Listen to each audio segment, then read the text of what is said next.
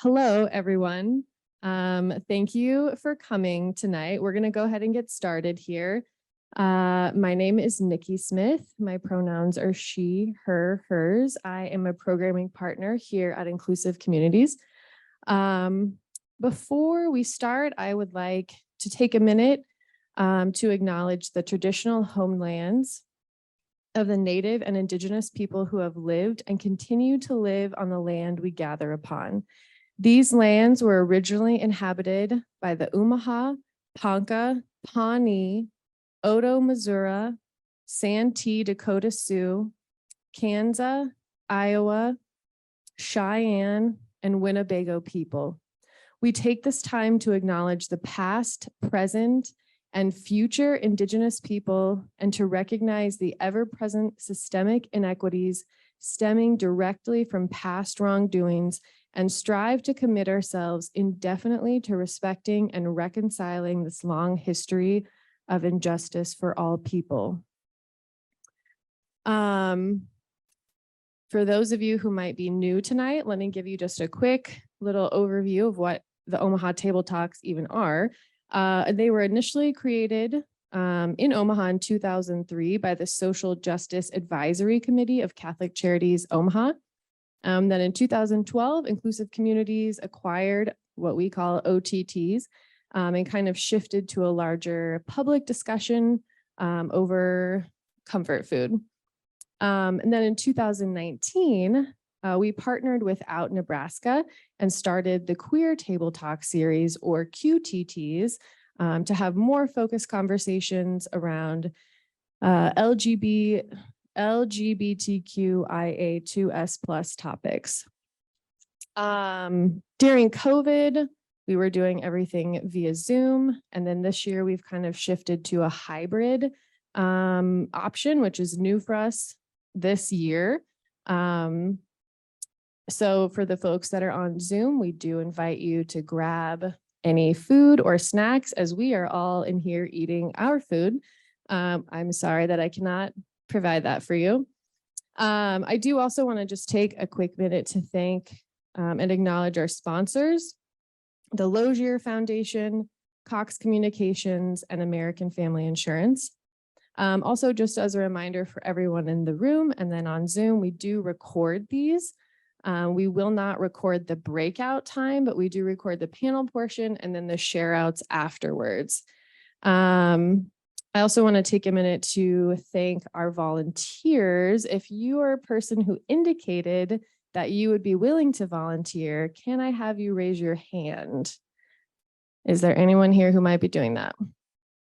Okay, that's okay. We will figure out what we're going to do with that. I also want to acknowledge and thank our ASL interpreters.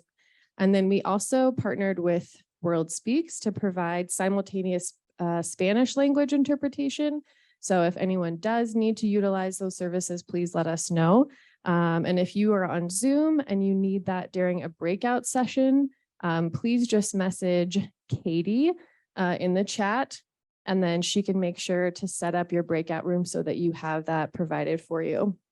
A few tips for all of you, and then anyone when you are doing a share out, because we do provide the interpretation services, please, when you are speaking, speak clearly, take pauses, and try to keep a consistent pace.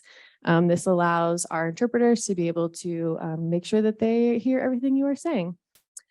So we will hear from the panelists, and then after about 35 minutes or so, we'll break out into our table groups and have some discussion time, and then we'll come back and we'll do a little share out from the things we talked about. So with no more talking from me, I will hand it over to Abby, who is going to be our moderator, and let the panel go ahead and get started. Terrific. Thank you so much, Nikki.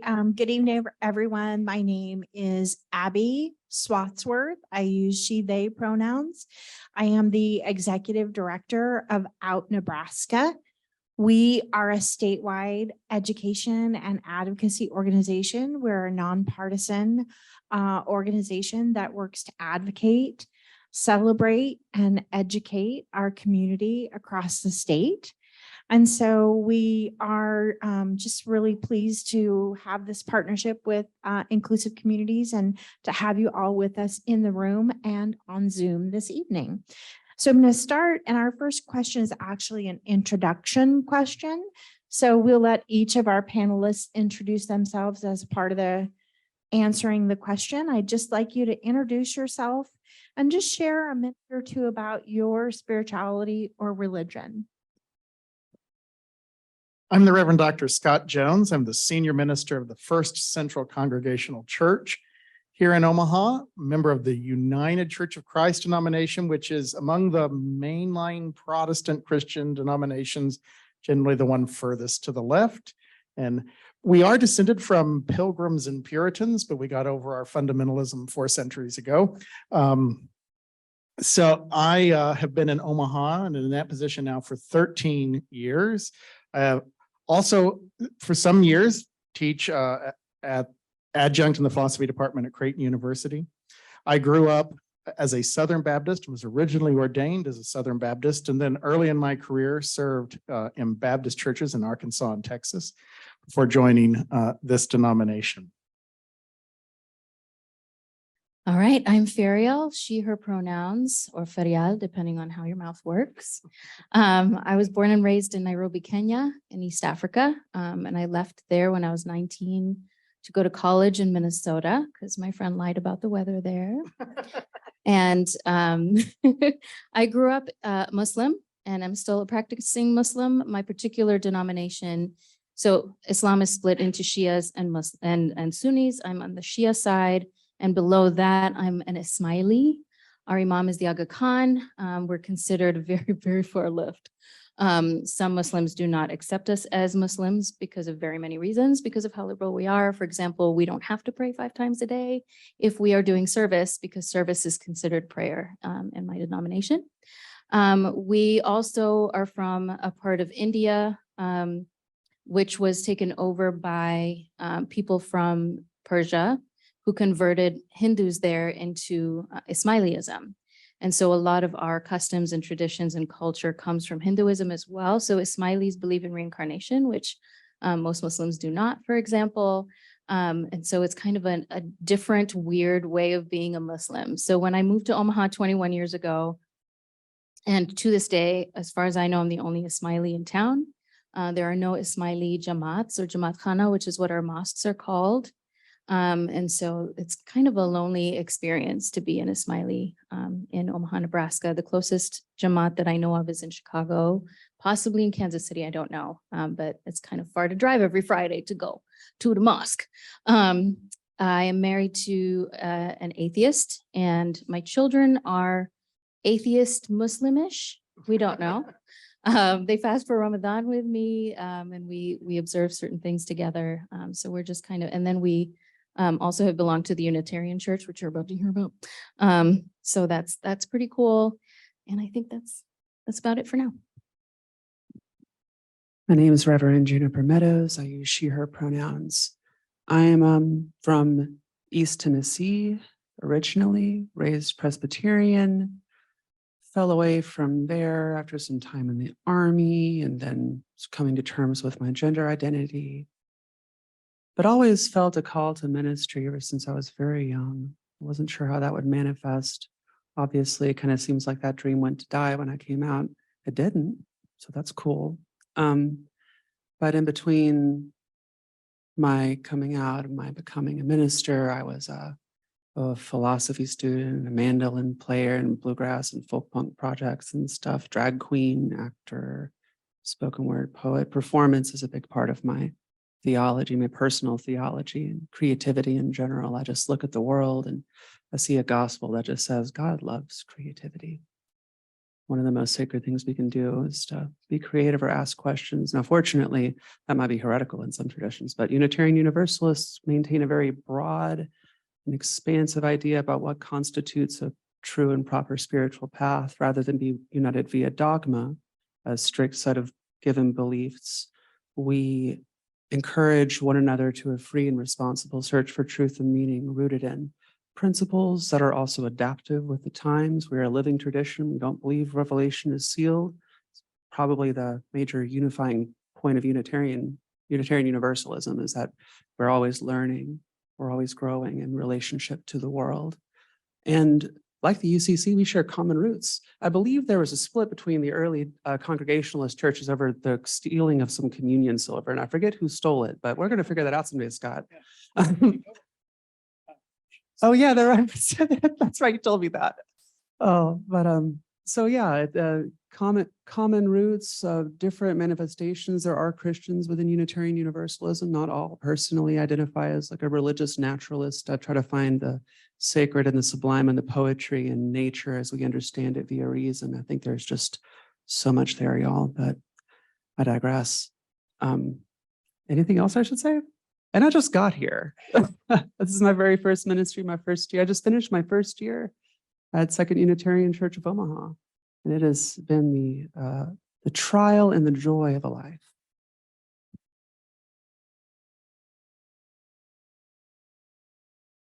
We wanted to bring up this topic because it's a large topic. There's a lot to unpack. I know for myself, growing up in a very religious small town in Kansas, during the height of the AIDS crisis and hearing my own pastor preach that AIDS was God's punishment for being gay and believing that I would die before I grew up. And so this just really leads me into the question about how have you seen organized religion hurt members of the LGBTQ plus community? It doesn't matter what order. And there's another, yeah. Is this on? It is. I mean, you can just open your eyes or open your heart. However, you're opening yourself to the world right now. It's quite evident that there is deeply unfortunate movement of people fueled by life-denying theologies. That is to say, expressions of particular theological systems that compress what is possible in a human life down to just this rudimentary shape. And I think that is, in my book, if I believed in blasphemies, that would be one. But when religion becomes a tool of the state, when religion becomes a tool of empire, I should say, when God ceases to be God and becomes Caesar or the president, then it becomes a vehicle of control. This is extremely dangerous. And it's critical that other clergy people within those traditions who are in those specific denominational structures, all those institutions of power, because it is an institution, use their power to break away from or shift or change direction to speak their conscience. Not everybody in the machine has the same ideas. Nonetheless, the machinery of organized religion has and continues to be a weapon against people, plowshares beaten into swords. Of course, the Christian tradition has a very horrible track record with queer people, and in particular, American Protestant Christianity. And it's rooted somewhat in a history of always having a problem about bodies, about sexuality, about difference, and there's been a lot of work, for 50 or 60 years now, and we'll get more in this next question of trying to draw out other voices in the tradition and read scripture and theology in new ways and move in new directions. I, of course, as I said, grew up a Southern Baptist in one of the worst denominations in contemporary American life for how it treats LGBT people. And so I encountered personally all of the same, sorts of negative messages that Abbi talked about. And of course, there are so many people so deeply hurt by the church that they grew up in that, of course, faith and spirituality ceases to be an option for them. And that is completely understandable why that would be the case.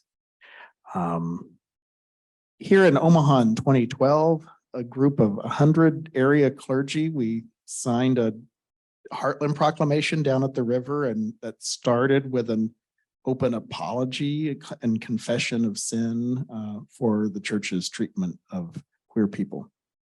So at least some of us have faced that sin, confessed it, and are really working hard to fight against the forces that would lead us down a dark and dangerous path.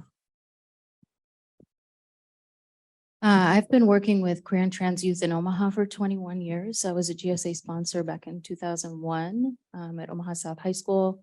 I taught there for 10 years and I saw a lot of harm being done to my students, particularly with regard to reparative therapy. A lot of my students would be sent to these reparative therapy camps and they would come back and self-harm. So I saw that firsthand. We were also protested by Westboro Baptist Church a number of times. There was a young man who had died by suicide who'd gone to an area school, and that was my first encounter of them. I'd only been in Omaha like a couple of months.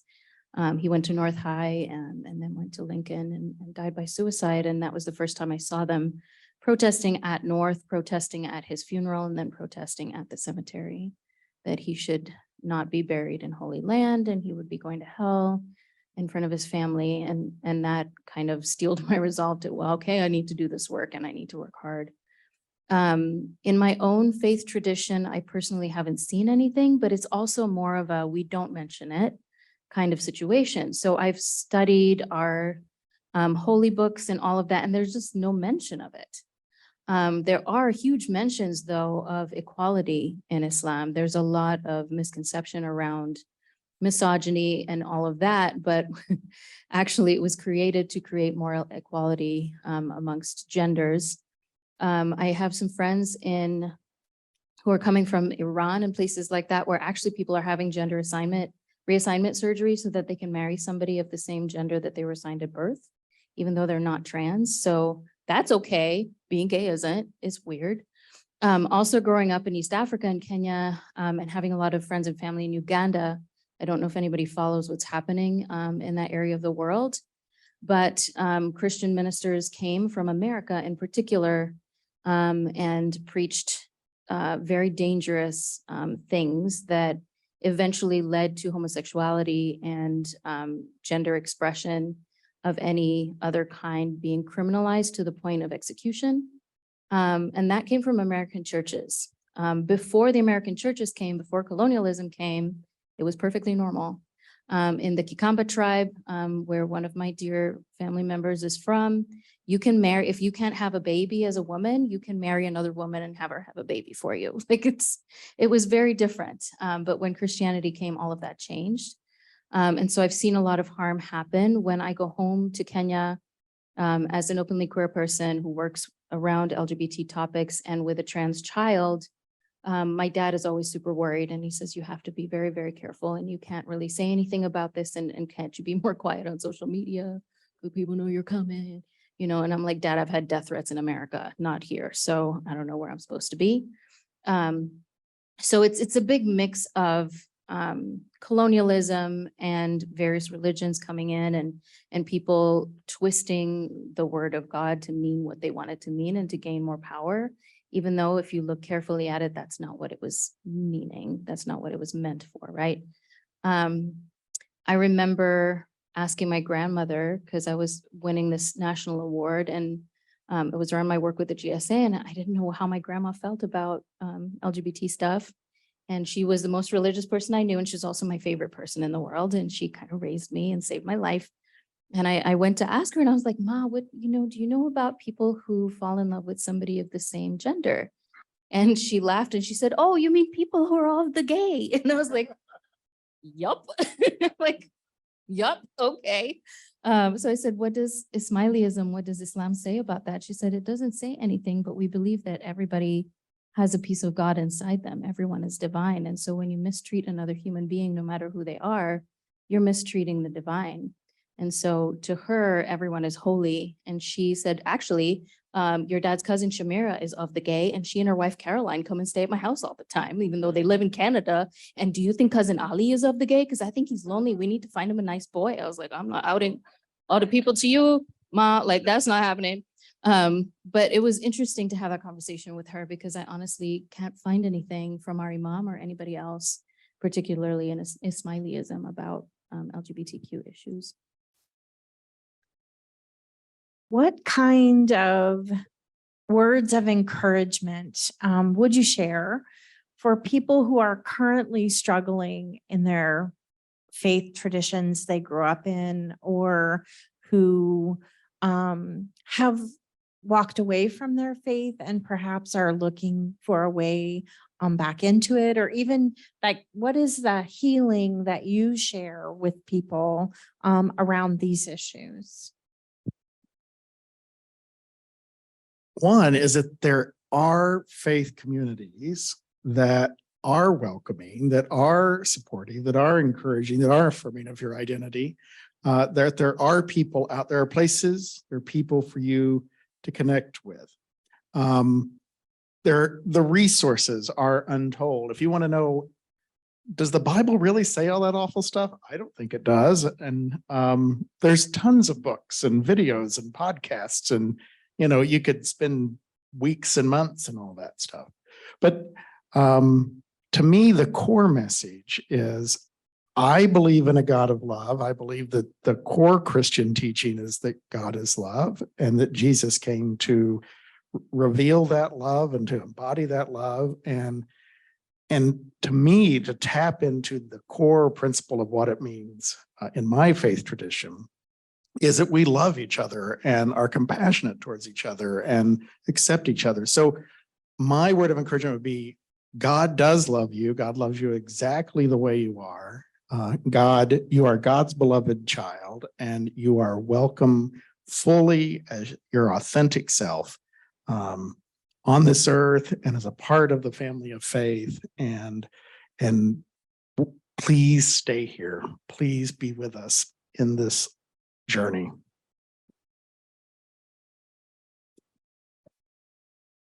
And echo all of that, because that is really what the religious community is for. It's for community, for having fellow travelers on this life's journey.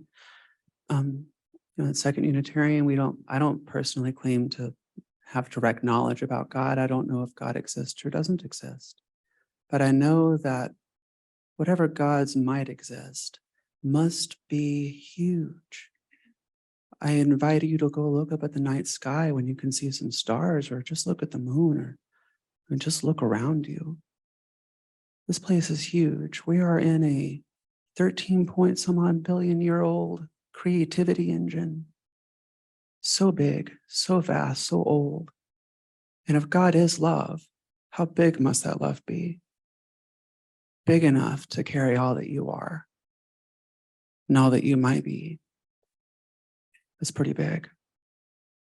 I think that's a vision of love that you can let have you, not just one you can picture in your mind, but one you can fall back into. I think that's what real faith is like. And that kind of characterization of God can take all kinds of forms and have all kinds of qualities, all kinds of permutations. Indeed, it probably has all of them because it's so big. And trust in that bigness and that vastness. And even when we feel very, very small, know that. It's like Carl Sagan said, my favorite theologian, we are a way for the cosmos to know itself. And so just by you being here and experiencing, you're doing the thing.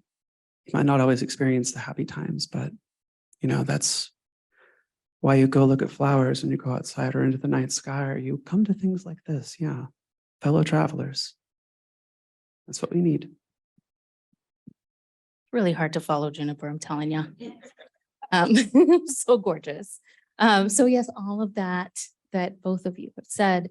And again, just a reminder of what my grandmother said, that everyone has a piece of God inside them, and that means I do too.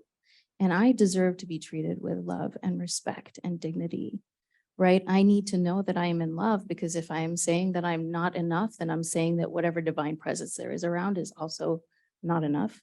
When I was a high school teacher, I had a classroom library, and I would go to Borders back when it was a thing, and Barnes and Noble, and I would find all the LGBT authors I could find and stock my bookshelves with their books. And there was one author named Alex Sanchez that my students back then, South High is Latine, Catholic. And I had a lot of kiddos who would come in and sneak in and steal all my Alex Sanchez books. And I was like, that's cool, I'll get more. Doesn't matter, you don't have to bring it back. But there was one, I think it was called the God Box. And at the end of that book, he had listed every congregation's welcoming committee or welcoming group. And it was like Southern Baptist people and Mormon people and, Presbyterian, like everybody and their queer, trans, LGBT group. And that book was the one that was taken the most often. And I remember talking to students, because most of them were not my students. They were just kiddos who heard that's where you get the books.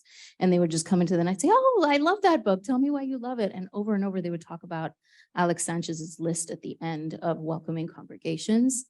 And so if you look, you can find it. I remember going to Imbletech, which is the largest LGBTQ conference in the Midwest, in Minneapolis. And they had like faith services. And I was looking through the program, about fell over. Okay, I'm already short, so I'm close to the ground. It was good. We're fine. We're safe. But there was Imam Dai Abdullah, he was the first openly gay imam in the world. There's another one in South Africa, but I was like, what, a gay imam and he's having a service? I'm gonna go, I'm gonna meet him. Forgot how to speak English, completely forgot. I was in awe. I was just like, and he was like, yes. And I was like, okay. So knowing that there was a queer imam, and then I finally remembered how to speak English and I talked to him about it. And he's like, there are queer mosques, girl, like come to New York, It's been like 10 years since I saw him. I still haven't been to New York, but I'm gonna make it, So finding those spaces that still affirm because religion also is very cultural. And there's so much of our culture and identity that is tied to those customs and those traditions, even if we don't completely ascribe to the religious part of it. And that I think is what we miss the most when we have to leave our religion because of our queer identities. And so to be able to find those spaces where we still find our cultural traditions and we still find that community and we still find people to whom we don't have to explain everything, right? To be able to just be, that they happen to be out there. Now, do Ismailis have one? Oh no, I'm still looking. But I did send some to Abby that I think are going to be passed out at some point. Yes, that's what I did. Yeah. So that's my advice, is just have enough knowledge that you are worthy, you are enough. You're deserving of love and respect and dignity just for being a human being who was born. And that there are spaces and places where you might fit. I think in the interest of time, I'm going to skip to our fifth question, which really is, I think, follows beautifully on the heels of everything that's been shared. I'd love to hear each of you talk a little bit about how your queer identity has formed your spirituality, or vice versa, how your spirituality has helped form your identity. And I don't know if you're going to be too modest to mention it, Scott, but I read your book and it really was like, it meant a lot to me. It mirrored a lot of my own early upbringing with religion and just my own path to finding the beauty and the God within me. So there you go. Does that mean you want me to answer first? Yes, I do have a book, so I probably wouldn't have mentioned it, but it answers in detail this question. So if you would like a copy, Urban Abbey, by the way, downtown, the bookstore, coffee shop, Methodist church. If you need any queer-friendly resources, feminist-friendly resources, liberal-friendly, they've got them. But you can find it there too. But there's lots of others besides just mine. I was puzzling over this question even this morning, like thinking exactly how I was going to answer it. I think the way the two complement each other is being a gay man, being a queer person. There is this sense of not fitting into the boxes that society and culture have tried to create for us around masculinity and what it means to be a Christian minister historically and all this other stuff, and because you don't fit in those boxes, you see things differently, you feel things differently. You can connect with, I think, a wider spectrum of people in different ways. And to me, all of that feeds each other. And I think from my faith, I have taken this deep sense of compassion for every person I encounter. My faith definitely feeds a passionate sense of justice and what that means and what I perceive, particularly from my calling as a minister, to be. So Friday afternoon, you would have found me chanting and stomping outside the legislature. And I feel that's a part of my calling as a minister of the gospel of Jesus Christ. And just a wide appreciation for the diversity, the beauty, the pizzazz, phrase I used once in a talk I gave was the pizzazz of creation. God created this multi-diverse, weird, strange, gorgeous, beautiful creation. And so why do humans, should we fit these stupid little boxes that culture came up with? The pizzazz of creation. So, and I think I can see that better as a queer person. And then the spirituality goes back and then feeds my queerness in that way too. So. The faith of my childhood broke me first. I remember flipping through the Bible, ignoring the sermon and reading, I think it's Deuteronomy 22:5 says something like, a man shall not wear that which pertaineth to a woman or vice versa, for such a thing is an abomination. And that's a $10 word to read when you're 6 years old. And was spared most of, we were Presbyterian. So we were a little more not in your face with our homophobia and transphobia, but it was still there. And that word haunted me for a long time, praying that this feeling would be taken away from me, or that my life would just the magical thinking of childhood coupled with the fear and shame of the Left Behind series and coming of age around then. Not good theology, in my opinion, friends. But that meddled together something strange in my heart. And so when I went to community college, I was exposed to other ways of thinking, other queer people, because I'm from a small town in East Tennessee and went to community college in Knoxville. I was just introduced to other ideas, and those other ideas broke that particular way of being, that shame spiral. And by freeing myself there, I was able to come out, and I also found myself fairly estranged from Christianity and not able to reconcile it. I found ways that I could have reconciled it years later. I mean, it's unfortunate, but also I am grateful for the journey I've been on. It's a sort of creation destruction cycle. It kind of is how things mirror and how I do art and how I do music, how stars are made. I mean, we're all here because of vast processes of creation and destruction. But for me, I'm always deconstructing my theological ideas because I don't think there's a final word. Like they say in the Tao Te Ching, the name that can be named is not the eternal name. I can't remember the rest of the first chapter because I'm on the spot. But that idea that there isn't a word for it, there is just the mystery, and we can poeticize that mystery if it makes our lives better. And I think it can. I think it does. That faith you fall back into, God is love. So that's where I've mostly landed, with lots and lots of questions. But as a trans woman, historically, I'm in a pretty good role as a religious functionary. I mean, trans people haven't always served in those roles, but a number of times throughout history they have, which is kind of cool. When I learned about that, I'm like, oh, tell me about the priestesses of Inanna. That's interesting. But yeah, I'm mostly grateful for the journey, and grateful for the question, and grateful for colleagues and friends along the way. I really resonated with the idea of being on the fringes being a gift, because you get to see things from perspectives that nobody else who's like entrenched in that one way of thinking looks at things. So I've always been on the fringes of every community, growing up in East Africa as a person of mostly Indian descent, on the fringe, then being in the Indian community as a Muslim and not as a Hindu again, and then being within our family as a person who is multiracial, again on the fringe. So I was already used to seeing things from the outside in and questioning everything. I also was very lucky in that I went to various different houses of worship. So on Friday nights, I would go to the mosque with my grandma. On Saturdays, I would go to Shabbat with my friend Timna. And then on Sundays, I would go between either the Roman Catholic Church or the Lutheran church, depending on whether we're going to my best friend's mom or dad's house, the one who lied about the weather, that one. And I was really ticked that they wouldn't give me a cracker in the church. I was like, I sit and kneel and do all the Latin and y'all won't give me a cracker. I'm hungry. You know, you can't, the communion. They said it's not good. I don't believe them. I know you would. Yes. Yes. You make up communion. Thank you. So I got to see different houses of worship and the different ways that they were talking about things. I went to Christian schools as a Muslim.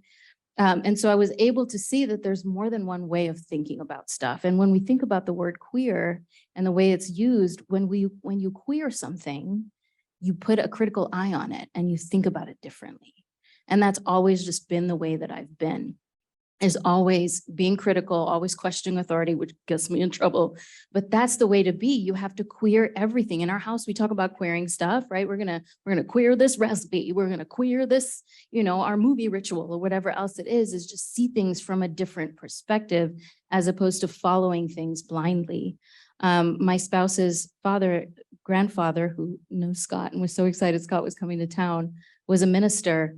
And my spouse was giving a sermon at Second Unitarian about what it was like to be an atheist in Omaha. And we invited Grandpa and we were terrified. We're like, what's Grandpa going to think? What's Grandpa going to think? And he was sobbing in the front row. And I'm like, oh crap, we done annoyed. Like, this is not good. We're going to be disowned. And then he took us out for lunch afterwards. And he told my spouse, I'm so proud of you because you questioned it. Because you didn't follow it blindly. I would have been less proud of you if you were a Christian because you didn't question anything. And that really is the meaning of faith, right? Is being able to question it without fear and knowing that you can accept anything that's outside of what you've ever known before. And I think that's where my queer identity has informed my spirituality. And then my spirituality informing my queerness. In our faith tradition, when our imam gives farmans, which are like sermons, he never talks about like you have to pray and you have to read the Quran and you have to do this, that, and the other. He always said and says, whenever you go into a community, because we're spread all over the world, you are going to be in a community where you are not related to or look like anybody around you.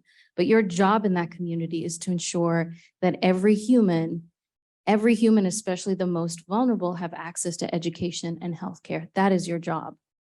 And so that has informed also my spirituality in that it's about service, it's about justice, it's about education and healthcare.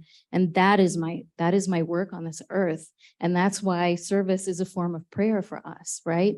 And so when I'm serving another human being and I'm making sure that another human being is safe and that they're happy, that is my spirituality. So it's more than just I'm a Muslim, it's way bigger than that. It's way, way bigger than that. And it's always, you don't just do it for your fellow Muslims, you do it for everybody who's in your community, especially the ones who are most vulnerable. Okay, we are going to go ahead and do a little share out. So hopefully maybe you chose someone in each group to be sort of like your speaker, but just kind of give us kind of the highlights, what y'all talked about, maybe things that you learned. So I don't know if anyone in the room wants to start, or also if anyone on Zoom, feel free to unmute yourself and just like shout it out. Either way. Drew and I will be running around with a microphone for the folks in the room.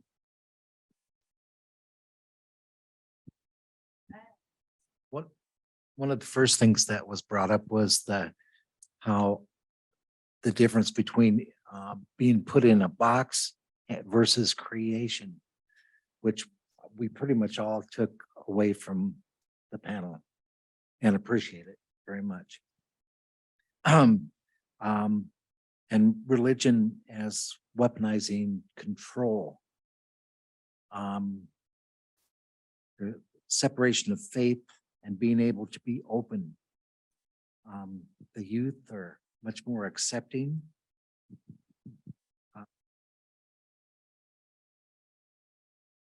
Shunning organized institutions, finding their own way.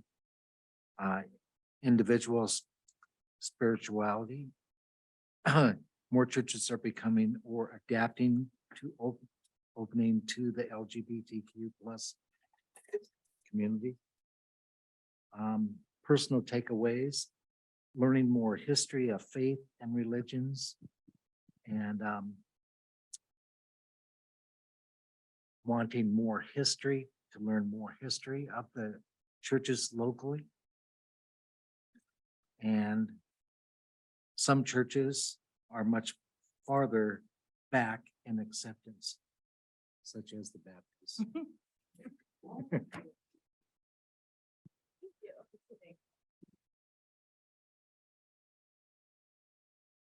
Who's next? Oh, over there. I'll give a couple of our themes. So a couple of the things that stood out for us is, I think everyone was interested in the God box. I think that's what the book was called, with the list of. Perfect. I think one of the biggest statements is divinity is in everyone. So, Ferial, I think that was probably the biggest takeaway for our table, is to hear that extremely profound statement. And then I think the other one, Juniper, came from you, which is that we're all on this journey together, and it really is kind of a humbling view. And it kind of takes away some of the religious aspects if we all just act like we're really on this journey together.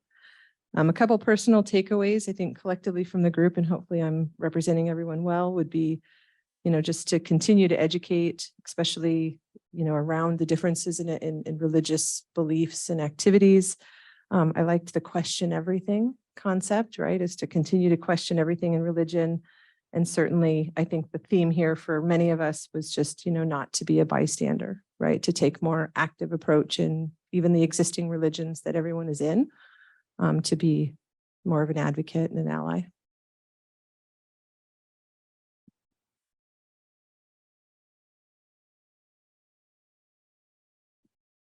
Oh, just kidding. We'll let you go next. You, and then you. Well, our table didn't exactly follow all the prompts all the way. We were having Totally fine. another conversation and just getting to know each other's backgrounds a little bit more. And Amy, who had to leave early as well, was asking some questions. And so we were just sharing a little bit about our faith traditions. And I was saying that I wish there was Q&A time because I had lots of questions to ask the panel. So Amy was like, you can ask in the sharing time, but I think it would be more appropriate to let everyone share first. Thank you. Well, we also got sidetracked a little bit, but we did answer some of the questions. And I think the overall theme that we came back with was just the wide array of diversity and openness in religions that I think we kind of typically, our backgrounds had, some of the Catholicism, Baptists had been felt very closed-minded and close to outside thoughts and ideas. Love the idea of religion, divinity existing in people, and that idea that harming people is harming, divinity. Let's see. We also felt there's a lot of sensationalism around religion, and it's used to kind of politicize groups of people. And that causes so much, there's so much more negative press as opposed to not press here, around the negative aspects of religion instead of the positive. We thought Omaha is inclusive, and we enjoyed discussing that because we love this town. And overall, just improved our opinion of religion, I would say, as a group. Is it this last group? Okay, Who well, wants to be the spokesperson? Either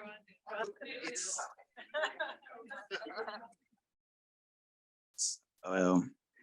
Our group didn't necessarily take as much notes. Well, I didn't. We were very much involved in the discussion. One of the things that we had discussed was regarding the divinity, much like everyone else has come to a conclusion that is within all of us. And it is not something that we should disrespect. It is something that we should cherish and love and accept in each other. And one thing that I have recognized that while discussing with our group, we have both the youth and the elderly being able to understand different backgrounds and how they were able to use their religion and understand their preferences through transphobic and homophobic. We also learned how back then during our times, how we grew up with our religions, background cultures, how they must have been so strict, how we've had to overcome them with different means. Our group learned a lot over here despite not being able to take much notes. Another thing that we took away from it was when Juniper had discussed the fear and learning how to utilize fear, being accepted into different societies and communities. I feel like that was a great takeaway point for our group as well, knowing how we can be more confident in who we are.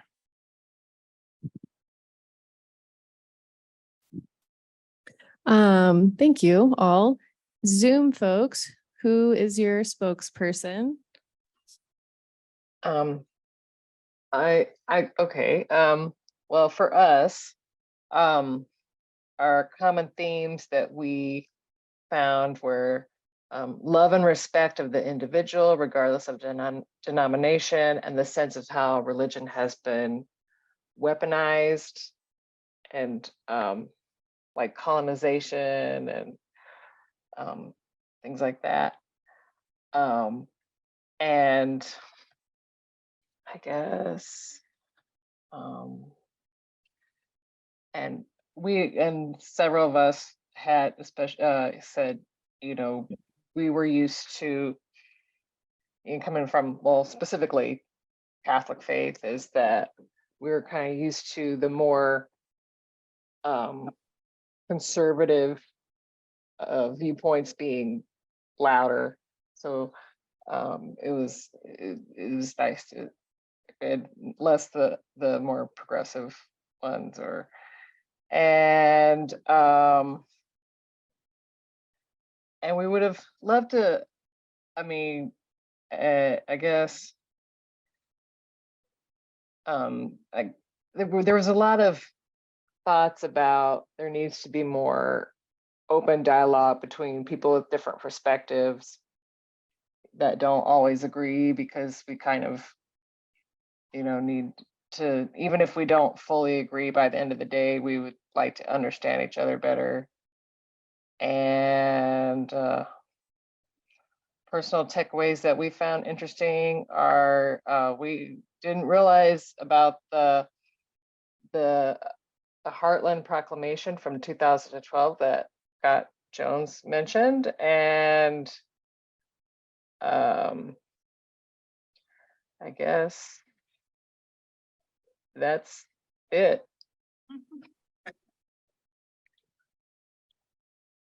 That is wonderful. Thank you very much. And for the last little bit here, we do have kind of one last question that Abby's going to ask, and then we'll close you out. Great. And did we want to take any questions, Nikki, or just do the call to action? Yeah. I'm open to having, if there were a couple of questions real quick in the audience, and then we have a call to action too. Did you have a question? I can just ask. Okay. So I'm curious to know from you guys if you think there's a space for Christians or other people who have a faith tradition where there's a belief in like sin and redemption, to believe that like homosexual activity might be sinful without it being oppressive or homophobic. Like, is there a space where that's possible, or would that viewpoint automatically be deemed as homophobia in with perspectives? I'd like to answer that a little bit and then I'll pass it on, because I've had some experience with folks who were like, love the sinner, hate the sin.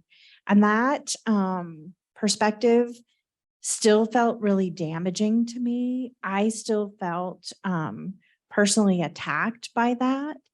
And I wanted to be really open with the person who was sharing those thoughts with me, because we were in a situation where there was like some coaching. But ultimately I left the conversation in tears and had to look back at it and sort of say,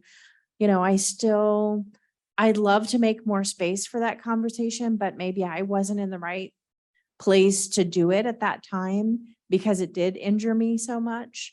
I don't know if now, like several years later, it would feel different. But I think it still comes across in a way that's really hurtful. And I don't know that people intend it to be hurtful. Like, I feel like they're really trying to open up a space where they can talk with someone, but without allowing someone to be their full authentic self. And we are born as sexual beings. I mean, that is a part of what God created in us. Without being able to express and live that fully, I think it's still damaging. And, I don't want to say label like, oh, that's homophobic, transphobic. I want to say it's hurtful. It's still hurtful. So I don't know that there's really a space that feels like it's not, but that's tough. So I'll just, yeah. I would just say, yes, I think all of that is accurate. And, but what I would add to it is, but we've all had those family members who were still in that kind of space or people in our lives. And that's kind of up, you have to decide whether you still want to have that person in your life. There is, of course, a spectrum from people who are actively trying to kill us to people who are still trying to learn and grow. So you don't want to necessarily close off anything with those folks, but you also have to make your own risk assessments and safety, and not everyone can have those conversations. I, as a white, cisgendered Christian minister with a PhD in philosophy, often find myself as the easy gay. So I get to exist in some of those spaces. The best example being I'm on the board of directors of the Salvation Army because they wanted to be better on this issue. I'm the easy gay. I'm the one on the board. I fully know that. I do not feel tokenized. If I did, I would have left a long time ago. But it does take some people who are willing to exist in some discomfort to be in a space where, I go to those board meetings and I interact with a lot of far more conservative. It's the one space in my life where I interact with some people who are far more conservative than I am. But I feel capable of trying to have those conversations. So I want to talk from the perspective of research because that's what I look at. There's a really great study that came out of San Francisco by Dr. Caitlin Ryan called the Family Acceptance Project. And she looked at rejecting behaviors and accepting behaviors of families and the effects that those behaviors had on their children. And accepting behaviors run the spectrum, of course, from yes, we love you, throwing you a pride parade. Yes, we love you, slay, right? All the things, to we disown you, right? And then all of that. But accepting behaviors can also be like, I'm slightly accepting. So I'm cool with who you are, but don't tell grandma. Or it's great that you're gay, but don't bring your partner to any family events. But what's important about that research is it showed, first of all, that all rejecting behaviors are harmful to a person's physical and mental health. So even telling a child, I'm cool with you being gay, or telling a family member, I'm cool with you being gay, but don't tell grandma, the effect of that is worse than physically striking that person. It's worse than physically striking that person. Even though you think you're being accepting, the effects of that are worse than physically striking that person, even though you're thinking you're being great. The only way to mitigate the rejecting behaviors, which are things like, but don't tell grandma, or don't bring this person, or you can be gay here, but not here, or, you can be trans at home, but we're not going to let you go to school or to work with your pronouns or your name. The only way to mitigate that is accepting behaviors. And the effects of those rejecting behaviors lead to self-harm and eventually completing suicide. So it's not just opinion, like it's scientific fact that saying, okay, you're gay, but just don't act on it, does harm a person. And it's as bad as hitting that person. So that's what the research says. I don't personally hold a particularly strong theology of sin, but I've been thinking about that more lately. We sang Down to the River to Pray at a tent revival at the Unitarian Church of Lincoln recently and kept the original words. And I've been thinking about what could sin possibly mean for me? And fortunately, as a Unitarian, it can mean a lot of different things. If there is one sin for me, it's like over certitude. being overly certain and proud, perhaps. And pride, is that one of the sins? Pretty sure it is. But not our kind of pride. The kind of pride that I would say that I know what is best for you. The pride on a throne, not the pride from the ditches and the low places. That's a righteous kind of pride that's moving upwards. This is a pride that sits idle and, exerts its faulty will on the world. Judges, yeah. But I do think it is okay to use that language. I think it is powerful language. The language of faith can be deeply powerful. And I don't think we really need to defend our use of it either, because what is unjust, what drives us apart, what removes us from love's table, well, that's sin, y'all. Like, it's the stuff that disconnects us unnecessarily, that breaks hearts and breaks bodies and breaks lives. That's what sin's made of. Sin isn't who you kiss. Sin is dumping pollution in the ocean, bombing countries, war, unnecessary like starvation, just, the bad stuff in the world that's on its face, like smack you in the face bad. So it's okay for us to use the language of sin. Let's just be mindful of where we're pointing that, because it is powerful language.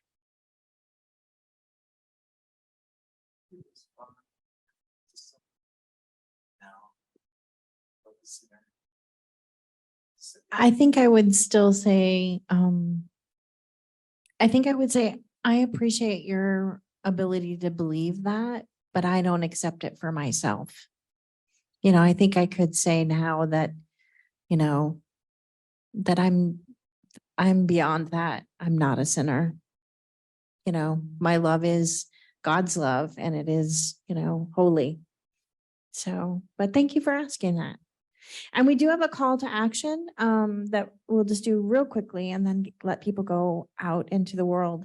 I just want to real briefly, if you could talk about how each of us can work on our own bias so that we can educate other folks within our capacity. If anyone wants to say just a brief word about that. Sure. Oh, no worries. How can we work on our own bias so that we can educate other folks within our capacity? I think decentering ourselves from situations, realizing that it's not about us as individuals, it's about us as a whole and us as a people. It is about us as individuals, but it's not in a systemic way. If we are facing some criticism, if we're being asked to grow and learn, it is okay to not, if we're feeling a feeling about that, to take a step back. Maybe we go pray about it. Maybe we go learn some more. Maybe we just get a good night's sleep and drink some water. Maybe we can come at it with a clear head, because it's not actually about us. It's about all of us. It's about this world and the pillars of injustice it's built upon. I'd also invite us to curiosity as opposed to any kind of certitude in regards to what's going on in another person's heart. We all remain mysterious, even in this room, for one another. It's important to be curious about one another. I'm learning so much about Islam, Ferial. We're going to have and I had no idea, and I wouldn't unless I was here, unless I'd asked. We all ought to be more curious about one another. Think about what's driving our motivations. That kind of openness, I think, maybe it doesn't change the world overnight, but it definitely helps you make friends. And which is, we are social animals after all. That's very important for us as just a species. Oh, anything else? Oh, Oh no, that was great. I love that curiosity piece, and decentering ourselves is so important. My call to action in particular is to be intersectional in your justice activities. And so, for example, for me as a Muslim, after the Pulse shooting, I was telling Abbi and Scott earlier last week, after the Pulse shooting, I found myself facing Islamophobia in all of these comments on social media from people who I thought were in my community as a queer woman, who were saying things about Muslims and obviously didn't understand what they were saying. And so I didn't feel safe going to the vigils. And that's not cool, right? And so understanding that even within the queer community, there's a hierarchy, right? With cishet white gay men, as Scott said, at the very top, and then trans women of color at the very bottom, right? And so we have to think about, what are my assumptions about various communities? Where did those assumptions come from? Am I centering my comfort in those assumptions? Am I willing to be discomforted and uncomfortable in confronting those assumptions? Our bias is our first thought, and everybody has bias. Everybody has that first thought, right? What you need to do is change what happens after that first thought. Because if you just accept the first thought as it is, then you're going to continue to perpetuate those biases and those stereotypes that you have about people. And we have them about ourselves. We have internalized biases, right? I remember driving down Pacific Street. There was a Muslim woman in hijab in a sports car, like blasting Metallica, zooming down Pacific going 70. And I was like, what? And then I was like, here I am, a Muslim woman, having assumptions about this Muslim woman just because she's hijabi.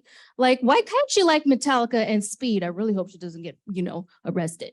But we all have those. So that was my first thought, right? But my second thought was, what about my life has put me in this position to judge her for wearing hijab and thinking that she's super conservative when actually she's listening to Metallica and speeding just like I do, right? So we have to think about what's my second thought, and then moving on to unlearning those things and putting ourselves in places where we are not the majority, in places where everybody else doesn't think the way that we think, even though it's going to suck. It's going to suck, and you're not going to be able to sleep. And so then you have to, do your coping mechanisms and all of that. And it's okay because we have community to support us. So be intersectional and think about who's not present here. Who do I not see? If we look around this room, I notice some very noticeable absences. How many Muslims in the room, for example? Me and my Muslimish kid. That's it. Why is that? What made this space so hostile to Muslim people that they didn't show up? Even though a Muslim was speaking, right? So we have to question that. We absolutely have to question it. I'll shut up now. Humans are really bad about embracing our vulnerability.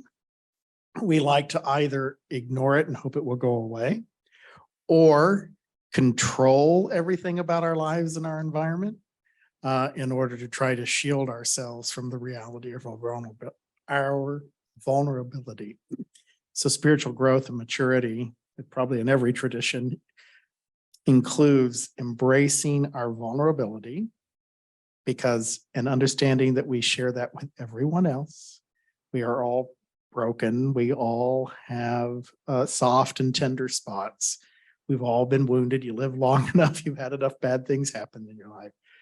And to just extend each other and ourselves the tenderness and the grace that is necessary, because we all are vulnerable. It's a really beautiful place to end. Thank you so much for being with us this evening.